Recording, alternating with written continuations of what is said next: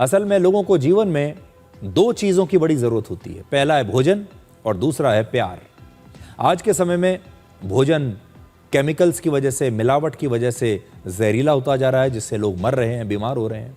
अब प्यार भी मिलावट की वजह से जहरीला होता जा रहा है, क्योंकि प्यार में अब ईर्ष्या की मिलावट हो रही है।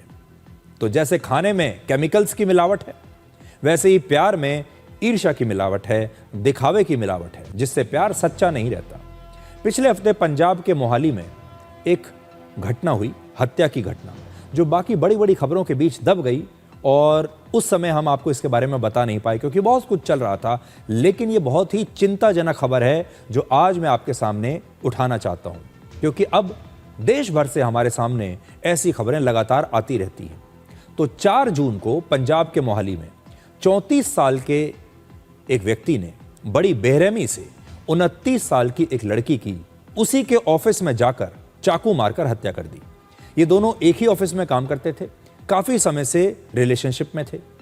कुछ महीने पहले ही इन दोनों का ब्रेकअप हो गया, लेकिन ये लड़का इस रिलेशनशिप में ना सुनना नहीं चाहता था, ना सुनने का आदी नहीं था, और वो चाहता था कि ये लड़की दोबारा से इस रिश्ते में आ जाए।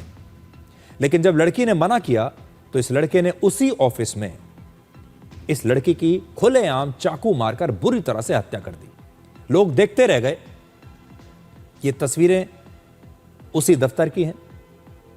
और फिर आप देखिए, ये लड़का गया पहले ऑफिस उसके लड़की के, फिर लड़की की हत्या की उसने चाकुओं से, और फिर उसी चाकू से इस लड़के ने अपनी गर्दन काटकर आत्महत्या करने की कोशिश की।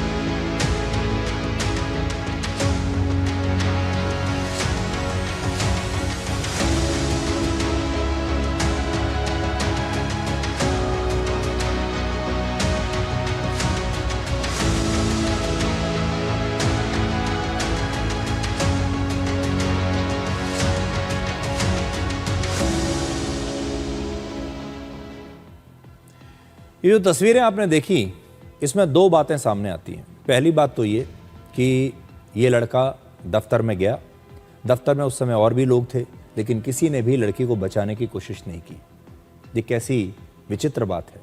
लोग देखते रहे, तमाशा देखते रहे, लेकिन किसी ने भी बचाने की कोशिश नहीं की।